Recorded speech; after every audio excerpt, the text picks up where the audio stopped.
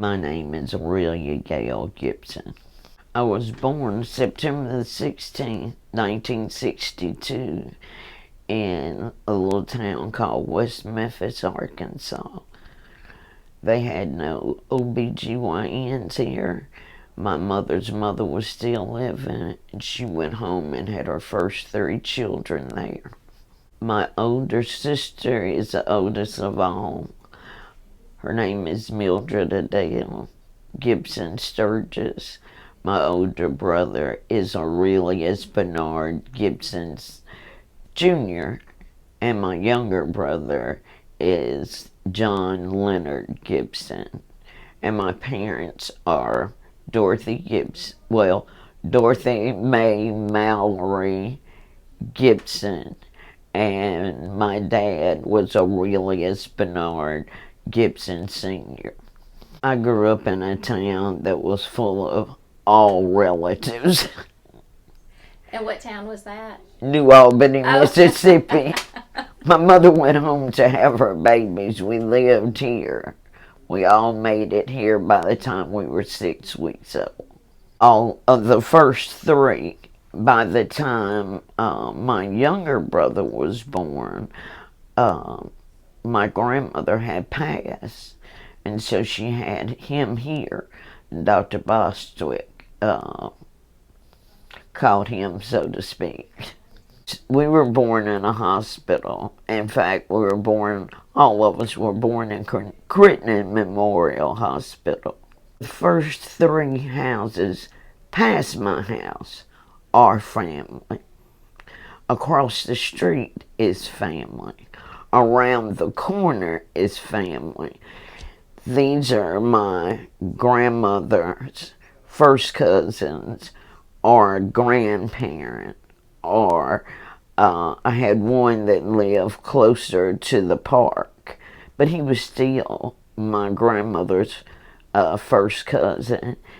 It looked like what you think a small town should look like. You know, kids playing out on the street, being mindful of their elders, being taught things. Our yard was a yard to play in, and we had to work too, but and every day wasn't Christmas, but it was just a normal life.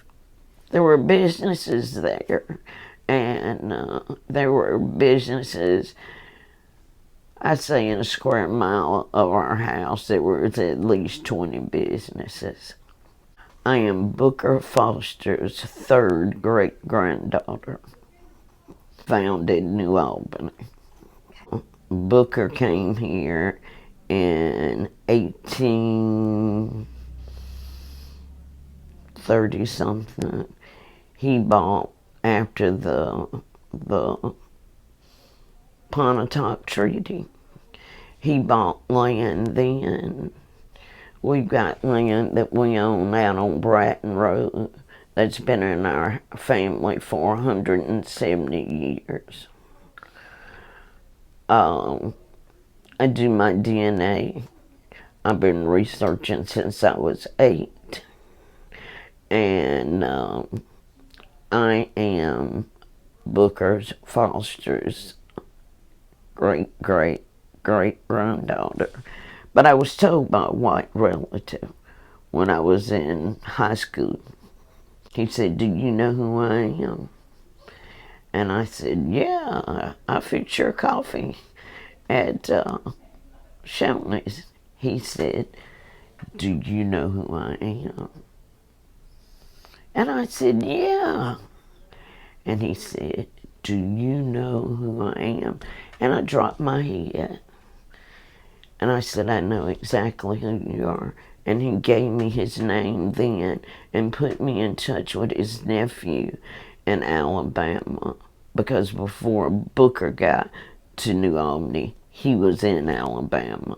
Before Alabama, he was in Georgia. Before Georgia, he was in Virginia. I've got 26 1,000 people on my tree.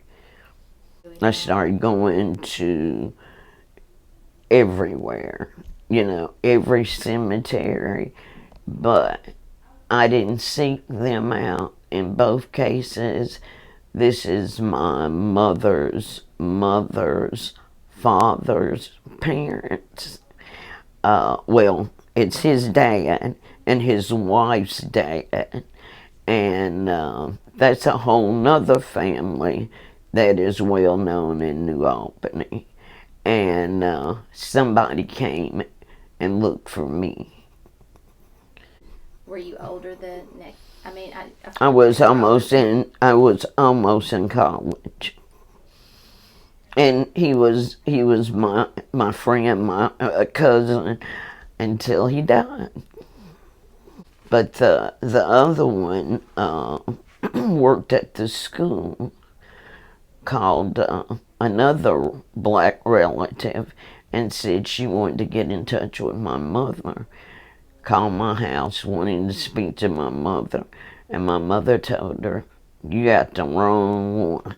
You need to talk to Aurelia Gayle." And I'm like, "What is this all about?" And she said, "Talk to her." And she told me who she was.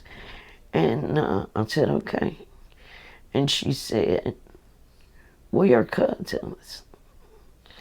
And they had my third great grandmother and her mother coming here by horse and buggy from Alabama as well.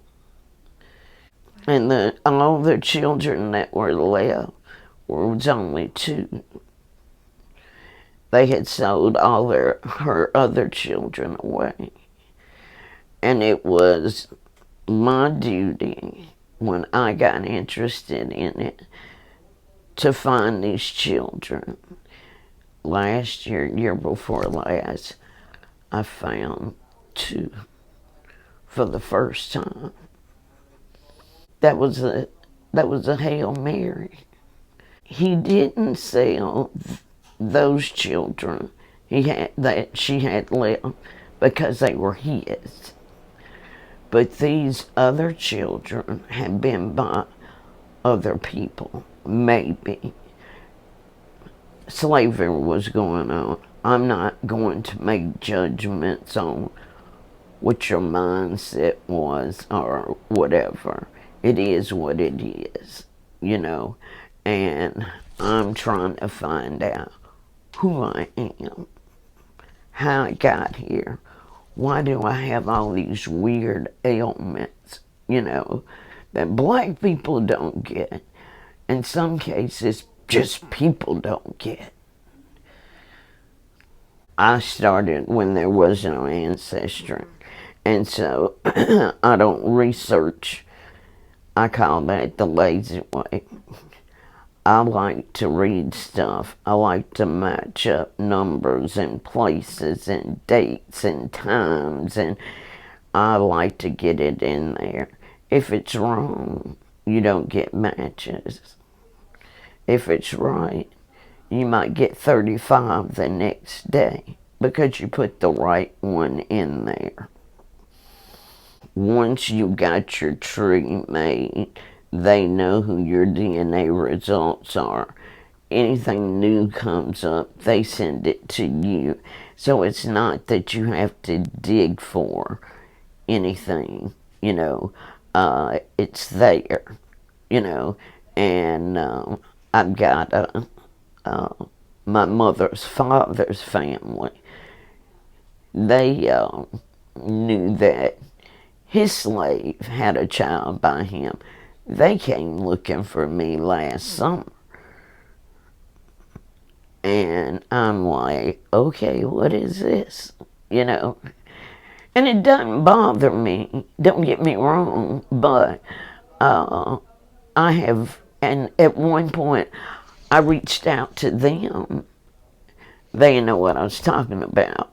But when your name keeps being up there, and, you've got so many centimorgans, that shows in most cases, I'm third or fourth cousins with you. Go sit down. Because I ain't the one.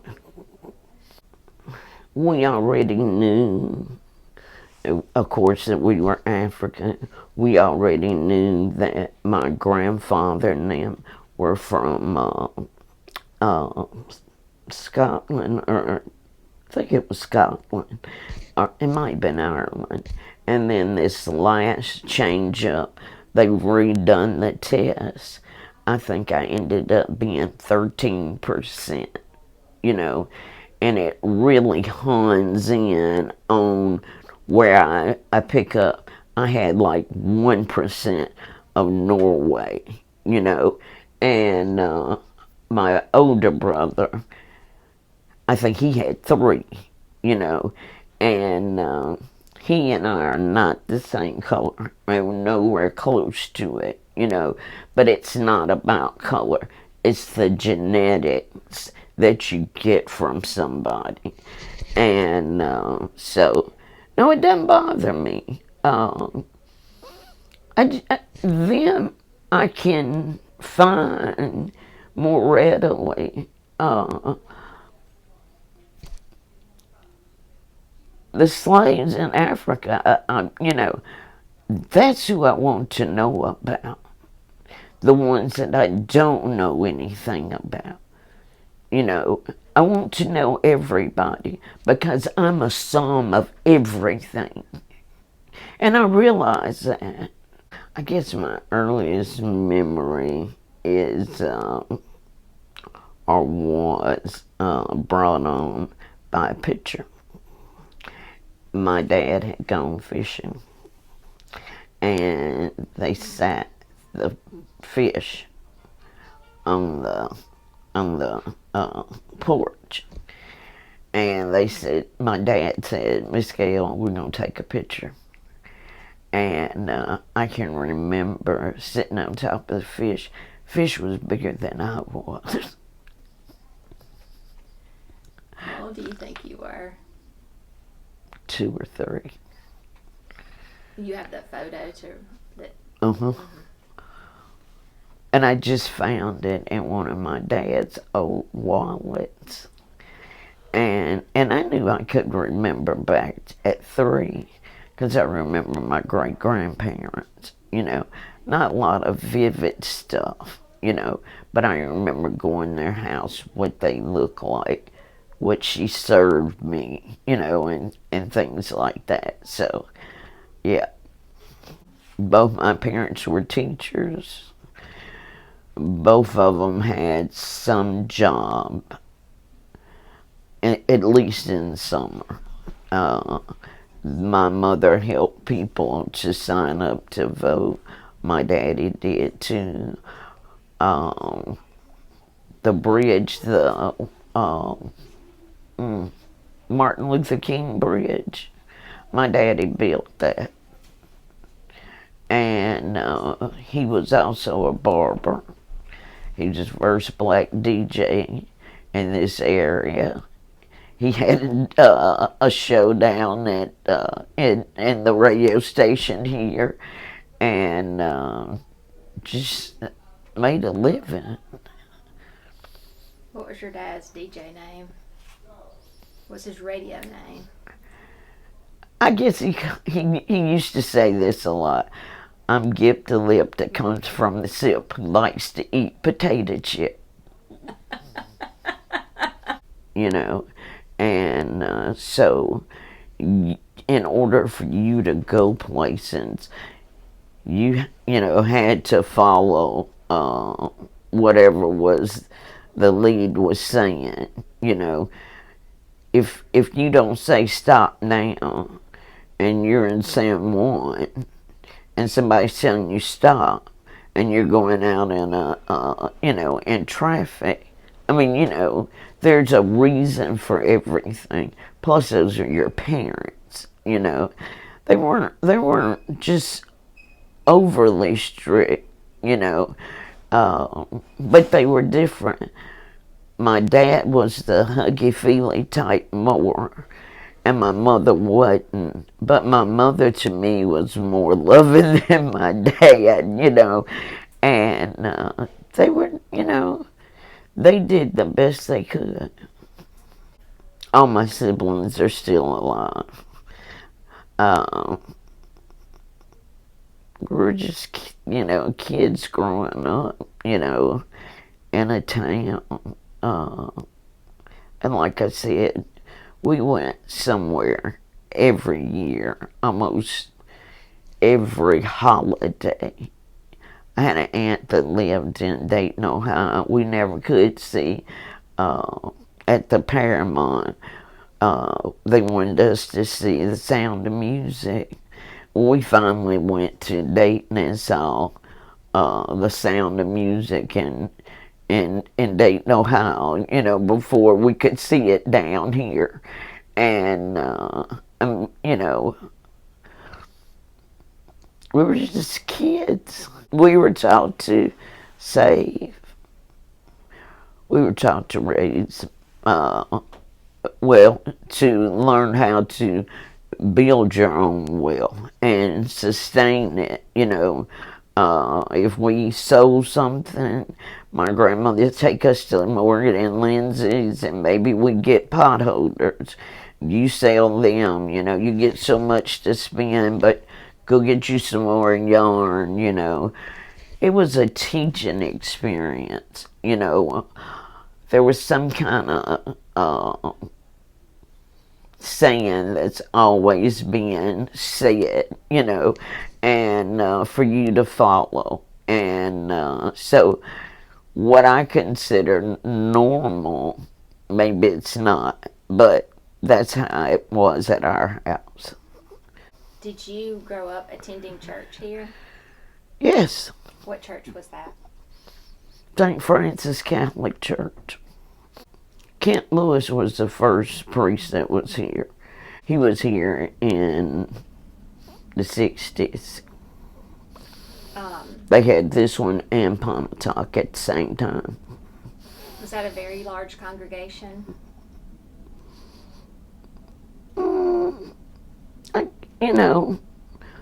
I guess we had maybe 50 families. I lived at 435 Oak Street, and that's, where Bradley's. It's the pink brick house on the corner. I lived there. And so I had businesses, like I said, all around me. And Bradley's wasn't one of them. Leota's tea room. Leota's voice training. I don't know what she called it. And Leota gave piano lessons. And Chick and Cornelius had a restaurant. And it's down the street on Oak Street. It's where the greenhouse is on the left. And it's like a shotgun house. One shot and it goes out the back door. It was a restaurant. And the longest Chick and his wife, their last name is Longest. They're my grandparents' next door neighbors. And the people just as hairdressers in my neighborhood, Kari Bryson, Virginia Ezell, Elsie, Miss Nora Nesbitt, Blanche, her daughter, Mary Spears, Hazel Simmons, Ludy Williamson, Lucy Bailey, and at the snack bar across the street from me, Miss Howard had a gas pump. She had a snack bar, and you could go in there and even had a pinball machine. People lived there during the week that worked on the black people that worked on the roads. They had room and board there she had a motel. If you wanted to come home and, you needed to be in a place because your parents' house is not big enough or whatever, you could do that. She had a men's clothing store. She had a women's clothing store. You had black cleaners. Now, the one that owned the majority of the ones in front of me is Mrs. Mary Blackwell Howard, and that's where the motel is now, and it's been there. Then you have Miss Hill's store right next door to me, and who else have I got? Gibson Shoe Hospital,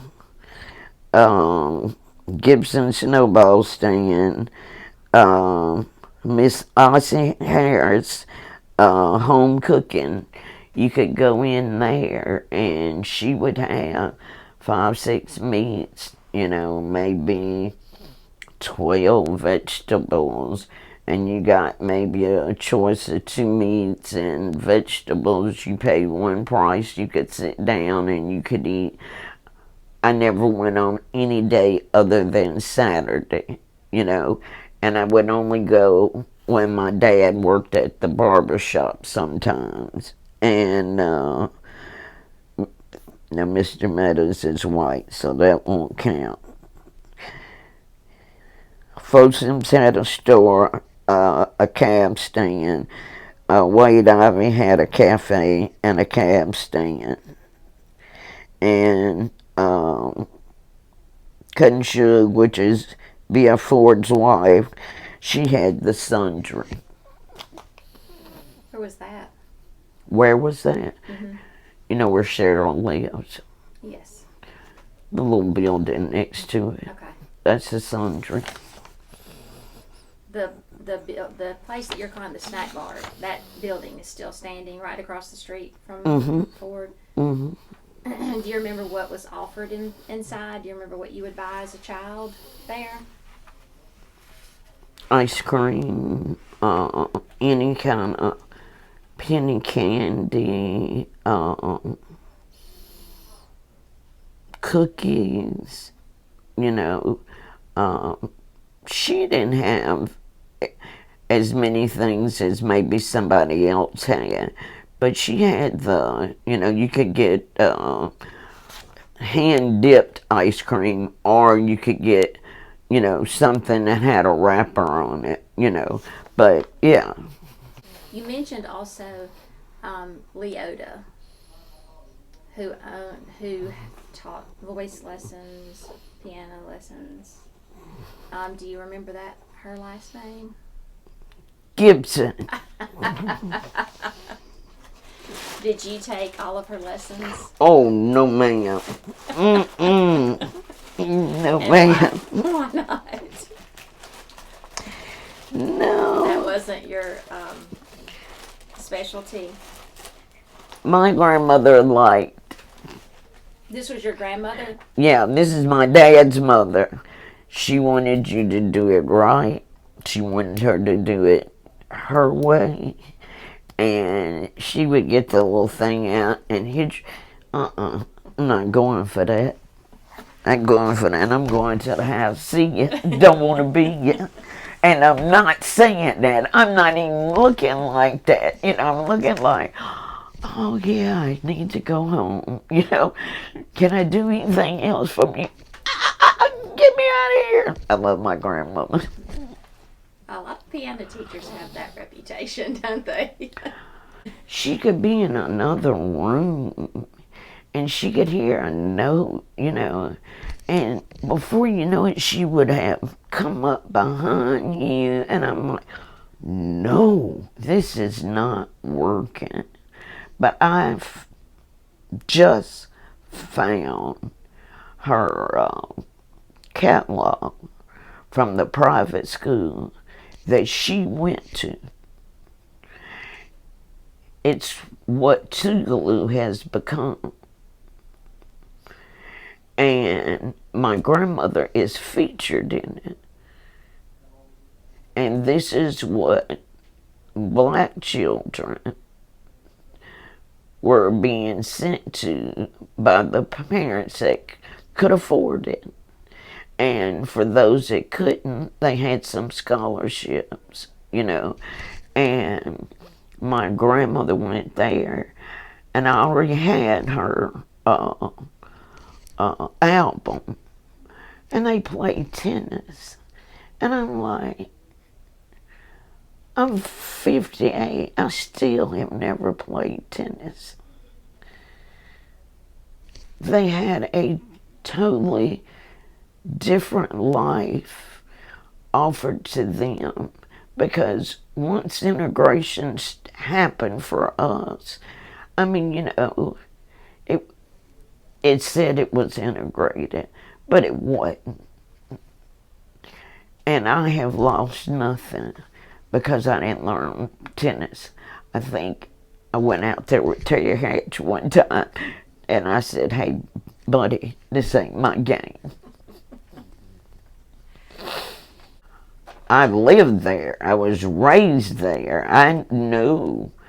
I was born in 1962, you know, and the things that I know are the things that we have archived, and I'm looking to give to somebody that will keep it for the generations to come. No, I can tell you all about it, you know. If you want to speak to somebody, my dad's best friend just called me yesterday. Ludi Williamson is probably one of the only teachers that is still living. And Ludi said, I'll do anything with you. And I said, well, I'll do anything with you. And so we want the story told. We want it told right. And we don't want to see anybody profit from it. Right. My grandmother sang like an angel. And she knew talent when she heard it. When she would take them on class trips, she would go to the opera to hear opera herself. That would be her one time a year that she would get to do something that she really enjoyed, you know. And what they gave to her, they in turn gave to BF4. This is Miss Leota. Mm-hmm.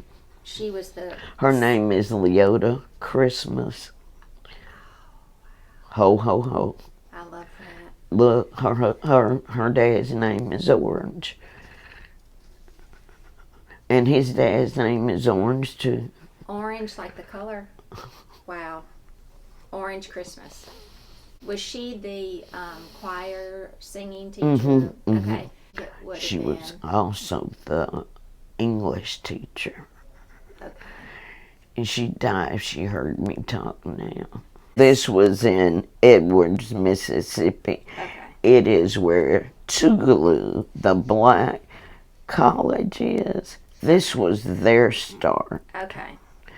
And the pictures that are in here, they got them from my grandmother because they're in my original photo album. Have you ever heard of Mound Bayou? Mound Bayou was an all-black town. Nobody, as of maybe 2 years ago, has ever been elected that was anything other than African American. And General Lee's brother owned this land and let the blacks buy it. And they built a mega empire. Have you ever heard of Glory products? Like Glory Greens? Yes. it started at Mound Bayou. And what happened at Mound Bayou, the first thing was when people started going to the north, you didn't have workers. Then cotton went bad, and it never recovered. Then some girl came down in the 70s, said she fell and hurt her foot or something like that, and she tore them a new one. And people were stealing money, and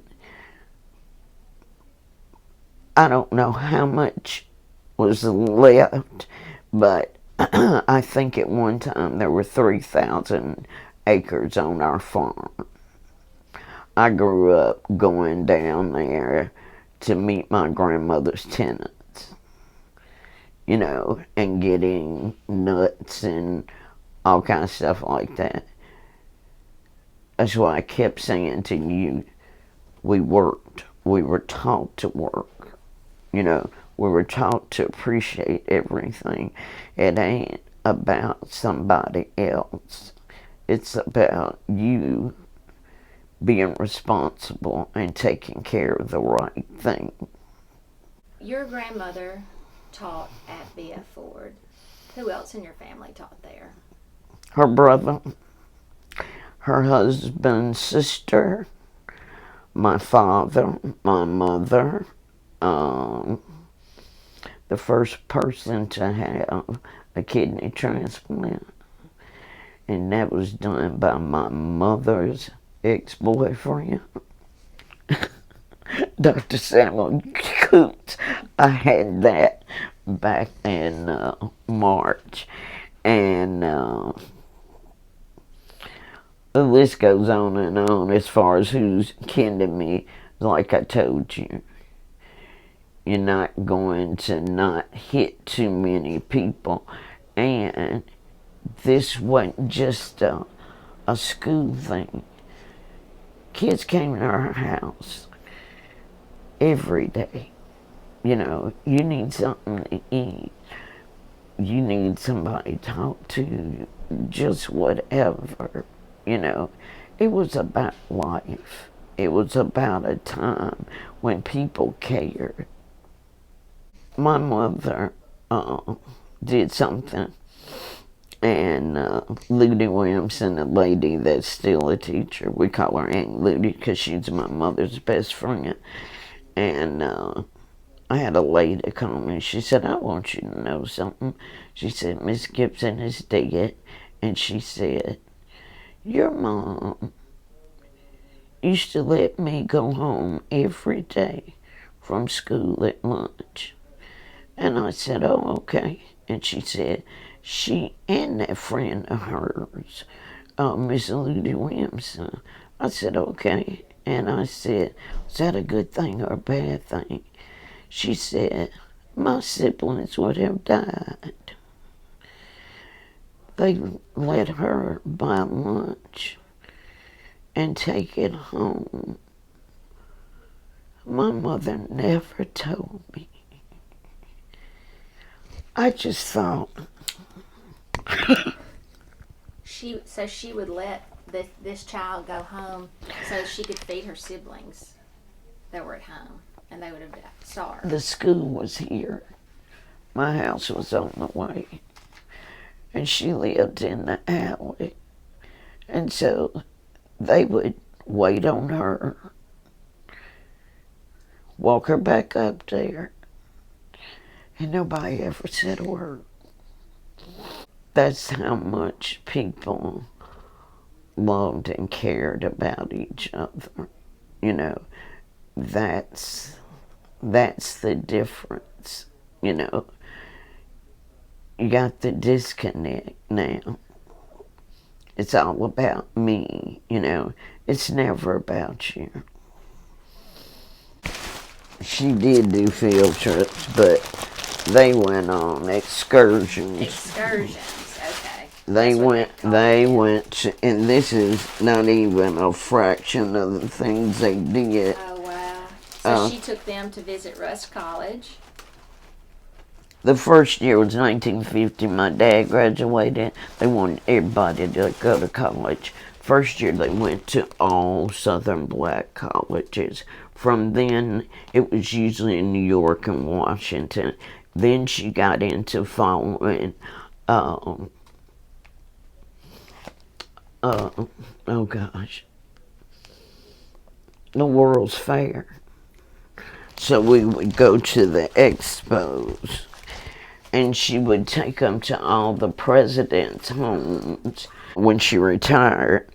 And she had done this with Trailblazer, Greyhound. They sent a representative to say they had never met anybody like this lady. And if she ever wanted to go anywhere else, they would take her. Wow. To me, you hadn't experienced anything until you leave. Really don't realize some things you've lost until it's way too late. And then you have to look at yourself. Who's in charge? God's in charge. He's got it the way he wants it to be.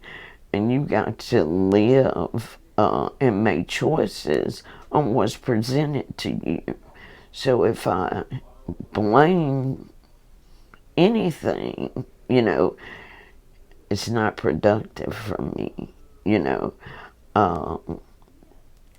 It's just not. I want people to know we were not this podunk neighborhood, that was begging for. My grandmother and them used to sing at First Baptist Church back in the 1940s. You talk about somebody going to First Baptist back in the 80s or the 90s, and you think somebody's going to catch a case. And I'm like, God, we're going in the opposite way. Don't say that I'm this or I'm that. You're uppity or you think you're better. No, I just am different. I carry myself a different way, and it has nothing to do with anybody but myself. What did your mom teach? First grade. My dad was a science teacher.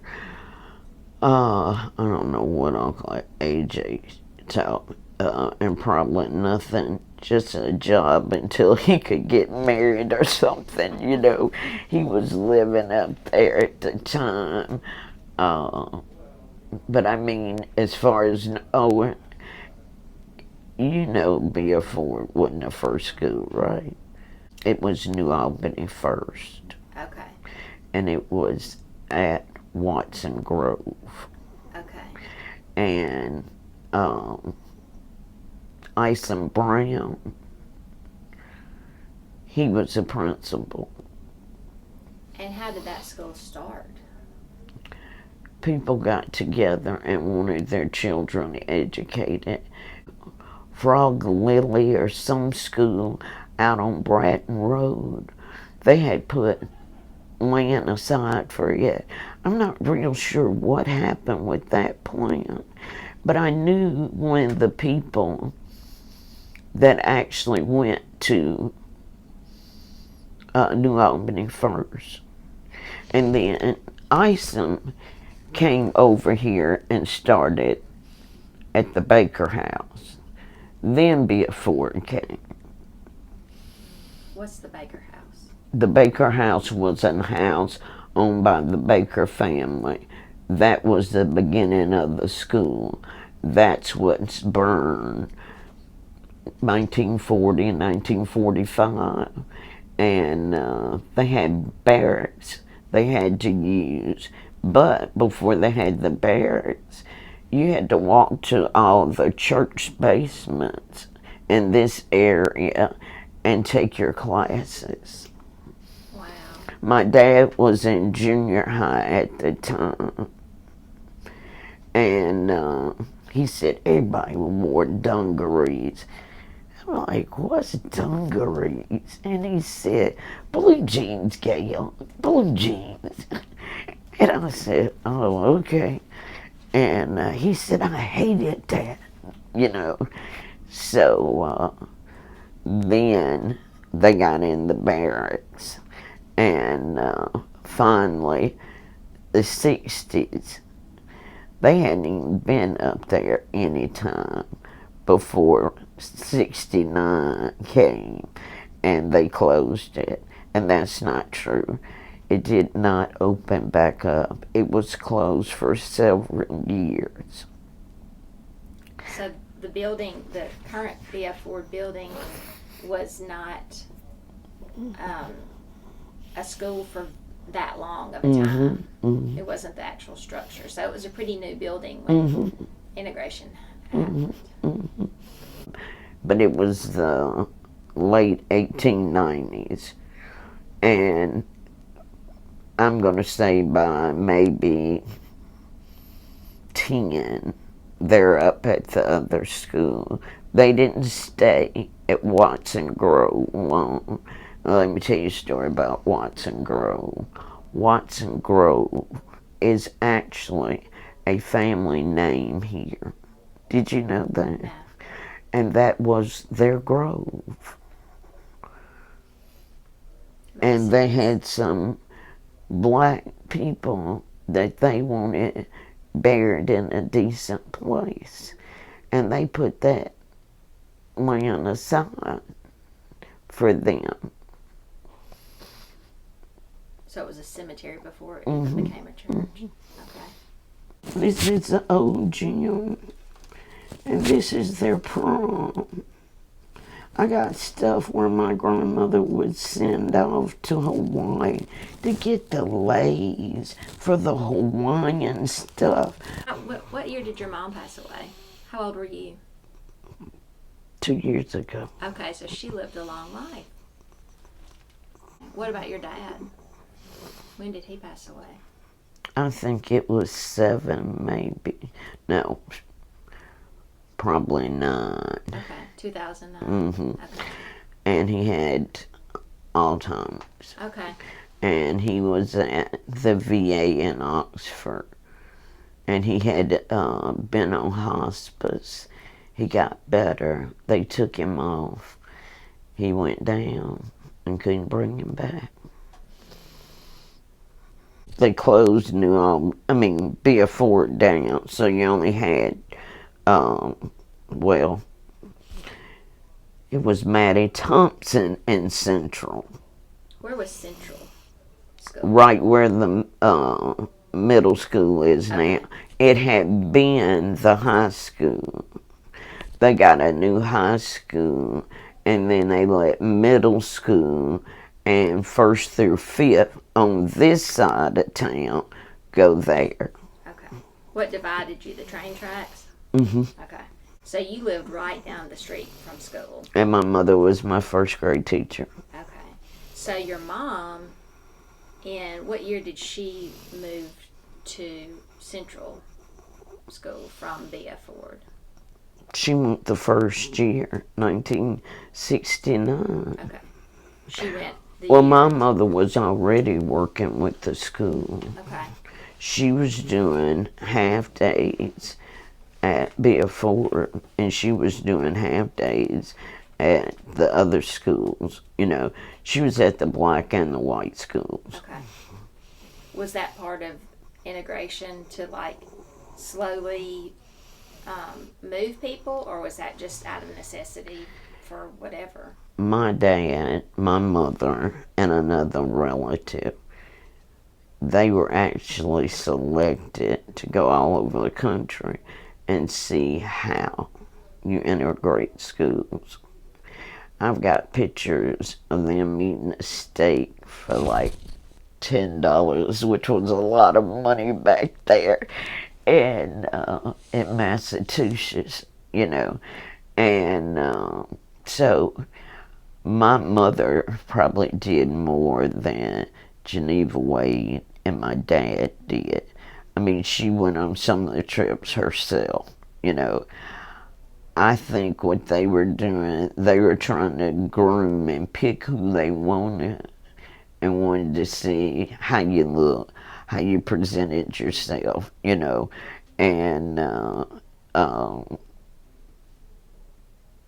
it just... So do you think they would come back and then train the other teachers and what they had learned and share? Oh, yeah, they would that have was the to. purpose Oh, for yeah. them Yeah. to prepare everyone for that. Well, they were going through the motions because this was mandatory, but them doing it, they were going to do what they wanted to do anyway, But my mother never had a problem. My dad didn't either. But some of the people never worked in a classroom setting again.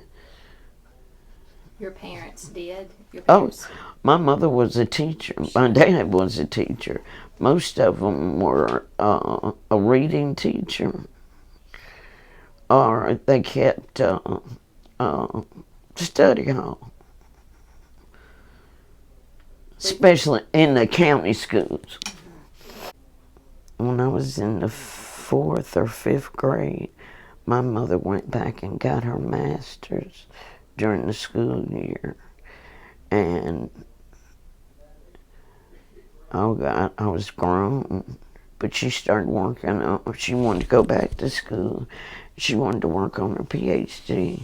She got down to 18 hours and started having problems with her blood pressure.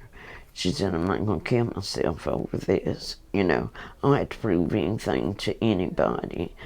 And every degree my mother got, my dad would usually obtain it too. Did you have good experiences in school? No. Sometimes not. Because I was a little above average, we'll say. I'd be the only black in there. If anything happened, she did.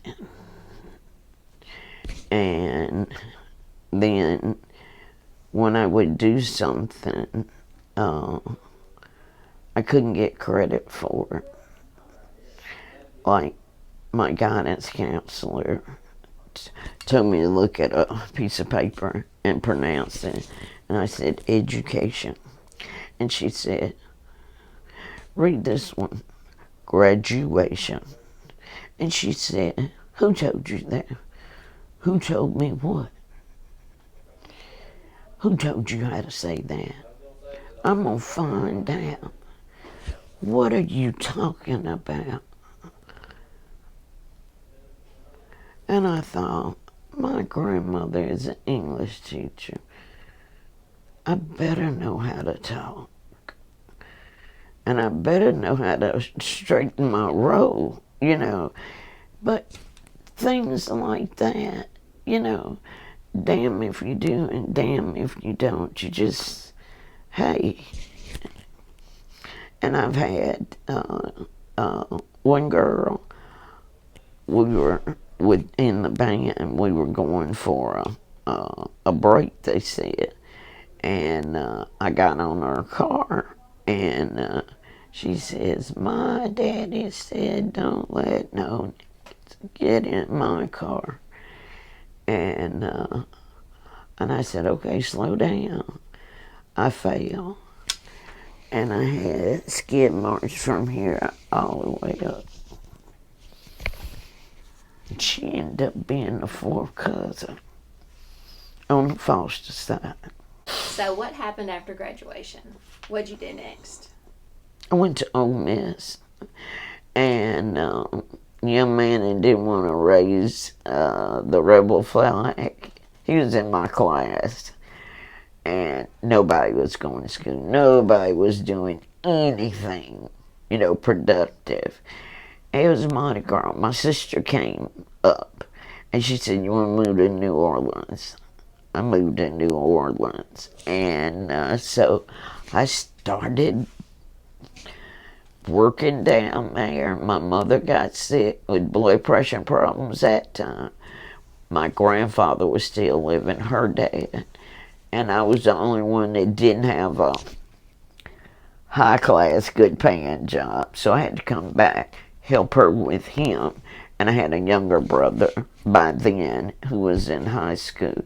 So I came back and finally got to the school system and decided, you know what, I guess I'll be a teacher. Because the first time I was going to law school and I was going to be a journalist. And that's what I had wanted to do all my life. So,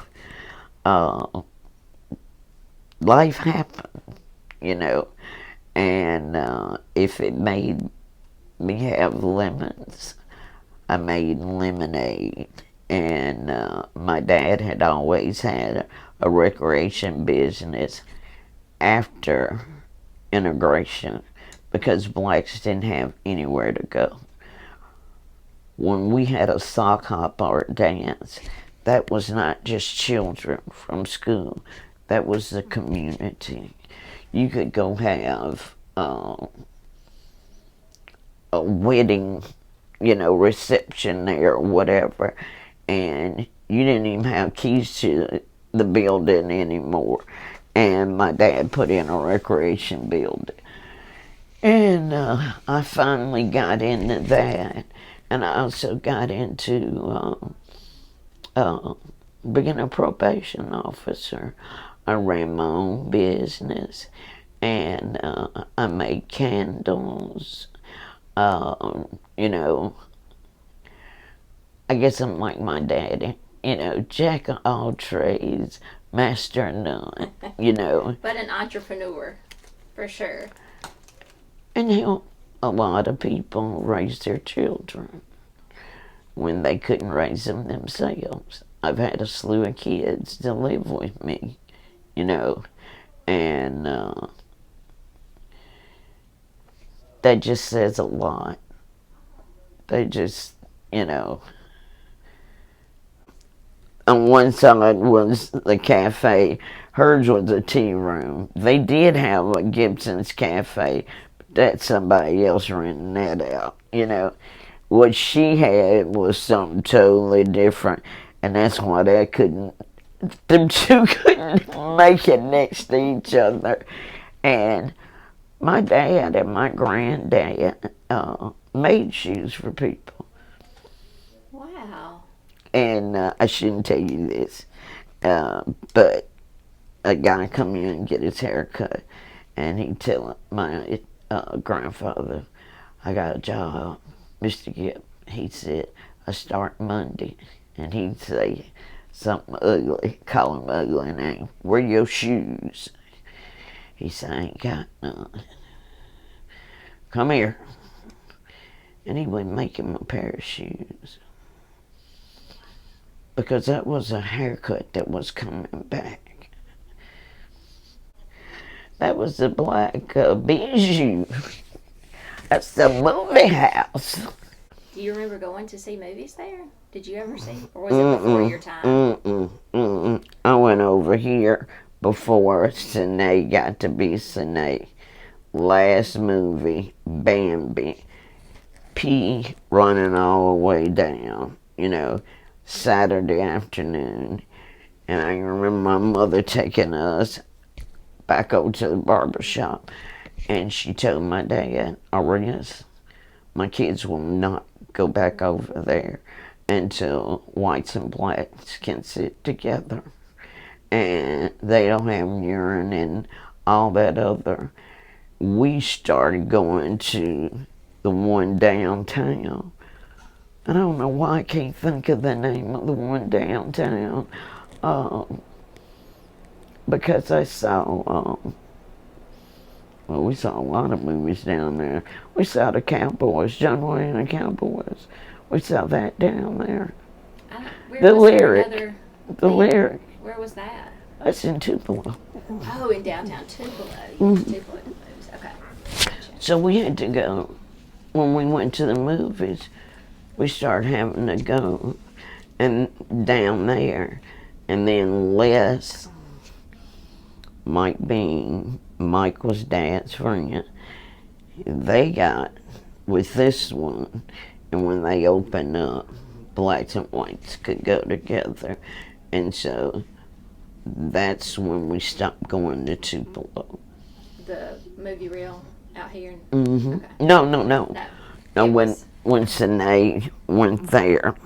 See, I was going, you know where Beatty's is? No. You know where the bank is, Bank of New Albany. Okay. That on the corner, that was the movie house. And we had to go in around the back to get in there. Pay, climb the steps. And it was awful. And my mama said no. And we didn't go back. So that would have been in the 60s when you were a child. I'm going to say, Later 60s. right. Probably. And Before I went to first grade. then the Sine opened. Mm-hmm. Okay. And when the Sine opened, it was better. They did a remodel, you know, and so then we could go back. You know about Shake Foot, right? No. And Ma Foot. Shake Foot was the one that owned the Black Hotel here, and it was some humdinger. And Ma Foot was his mother, and they were some movers and some shakers. They ended up going to Peoria, Illinois, and I just know I'm kin to somebody that's kin to him, you know, and they owned a lot of the property over there. And then you had a lot of women that washed clothes for other people, you know. I don't think they get the credit that they deserve. I mean, you know, these are women that maybe never had a husband or whatever, and but they kept their families together by doing so. And I used to be cut and dry, you know, and say, oh, I don't know how you could do something like that. And then I'm like, what am I saying? I've never had to face anything like that. If I had to feed my kid, if I had to get him some kind of medicine, I might just do something that's not the right thing to do. Should not be judgmental. But your dad's name, your brother and your name. How do you say it again? Aurelius? His name is Aurelius, after Marcus Aurelius. Do you know who he is? No. He was an emperor of Rome, Okay. but he was a war tactician. My grandmother was an extensive reader. She liked the name Aurelius. My grandfather's name was John Bernard. She named him Aurelius Bernard. And my brother was, of course, a junior. I, on the other hand, come in, third child, you know, they don't care about them. It's a boy. And my name is William Allen Gibson. After one great uncle on one side, one great uncle on the other side, I come out, Aurelia Gayle, and y'all ain't got no name. They thought you were going to be a boy. Mm-hmm. So they said, okay, we like Gayle. And they had looked at Barbara Gayle and was, and so he said, well, I tell you what, let's do another one. And so they did Aurelia. Aurelia is Caesar's mother's name. Did you know I went on only one trip for the BF4?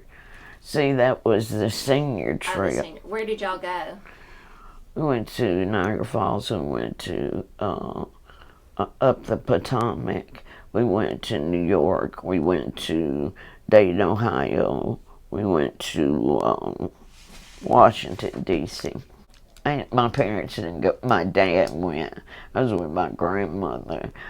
We were doing the Sissy Strut. It was a song back then. And me and Mike stayed on the floor and did that all night, going up and down, up and down, up and down. Oh, yeah. On a bus? We were on a boat going boat. up and down the Potomac. But they sold candy. My mother would let them do our ironing. They would iron for her, but cleaning and stuff was us, and people all in the community knew that they were making money to go on the trip, and so they would help them to go on the trip. They knew how important it was too. Mm-hmm. It opens up your world. Mm-hmm. Okay. This is a Loon Ray Caverns, and one of the many places that they visited when they went on the senior trips. And the teachers and the parents were always involved. And what state is that in? Kentucky? Okay. No, Virginia. Virginia. Mm-hmm. Rock City, I remember, because that was one of the places that we first went with the class of '69. And it was beautiful and tiring, but I can remember going and having a wonderful time. And I thought, I hope this does not end. When you went to Washington, you visited the White House. We went to the Smithsonian. I got to see Sputnik. Then we went to all the inaugurated first ladies. They had a display where all of their fashions worn that night is on display. And it's been a while, but I need to go back and catch up, What year was that? This is 1969. It's the year that Mike graduated. So that's a long time. Of course, we went to the Lincoln Memorial and we just did everything that was pertinent. And they said that the best employees, the ones that usually don't steal, are black females. And I can remember that. I don't know why it resonated with me, but I You're thought, black female. well, I was a little girl. But yeah, it did. It was a whole new world, and so different, but it just made you want to go and learn more. How did y'all get there? We went by bus, Greyhound, did these trips. I think one guy did all the years except for one. And he said that he would take my grandmother anywhere with her kids, and they sent somebody to her going away party, and it was nice, really nice. Mount Vernon, that's the home of Washington, and I can remember going out there, and going to the stables, and that was a treat also. And we did the Statue of Liberty. When my grandmother first started going, you could still go up into the torch. And by the time I got there, you could only go in the crown. And electricity had struck so many times, it was just dangerous to go in the torch anymore. And so we went as far up as we could and then came down. But we didn't visit anything else on the island, just that, and we came on down. Here's one of the postcards from 1964 and 1965 World's Fair, and she went both years. The fair was so big, you couldn't see all of it, and you couldn't build everything that you needed. So they had it for 2 years. It was an amazing show. Where was it? It was in New York. New York. That's the only time it's been for 2 consecutive years in the same place. Computers were getting hot, and it was enough for a computer to sit in half of a room, then. Yes. And they were talking about, maybe taking up half the room of that, so it was different.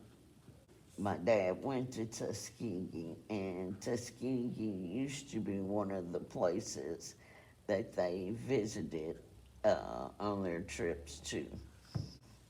When my grandmother got to New York, she would always go to the opera. That was the one thing that she did for herself that she did not do any other time. She was the piano teacher. And the Right. and the voice teacher. And voice. Yes. And the Mammoth Caves. They're in Kentucky. These are the other caves. They were one of the stops too.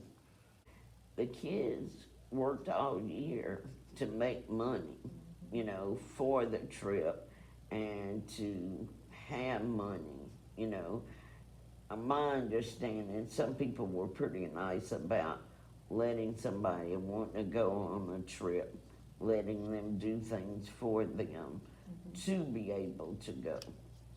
If you really wanted to go and you had that chutzpah in you, I don't think they turned you down. Well, that was kind of what they taught, not to have a defeatist attitude, and it's not about falling down, it's how you get up. Oh, what a great coat. The rings here are 1950s, I think. My grandmother and grandfather wore them the year their house burned down, and it was cheaper to buy just the school rings, and they later went back and bought each other wedding bands. And this was just an example of what they had as far as pins and charms that you could wear around your neck. This one, I keep thinking it's green, but look at it. I think looks it's royal blue. It's royal blue to me. If you took industrial arts, or if you took homemaking, it's just like they do now.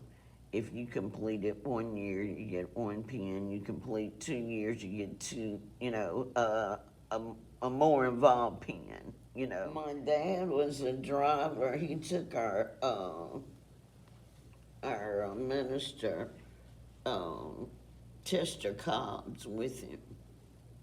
And so I can remember him saying, there was no such thing as a cellular phone. He would only be able to call, when he came into the room at night.